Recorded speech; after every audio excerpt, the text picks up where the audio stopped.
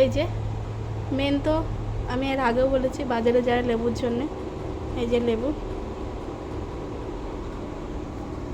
চলো কী কী এনেছি সবটা তোমাদের সাথে মানে দেখাবো আর কি।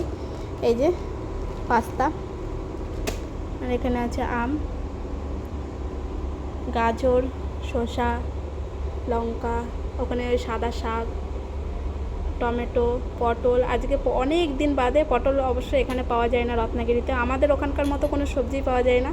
আনসিজনে যেগুলো মানে সিজনে যেগুলো পাওয়া যায় এখানে আনসিজনে পাওয়া যায়, এই একটা। আর এই যে ধনেপাতা, আলু, এই যে মাক্কা, 1 মিনিট, এই যে, তো এই যে ভুট্টা। তো আমার মাক্কা খেতে, এখানে মাক্কা বলা হয় ভুট্টাকে, হ্যাঁ মাক্কা বলা হয়, কর্ন বলে, ইংলিশে তো কর্ন বলে, যাই হোক। তো আমার খুব ভালো লাগে।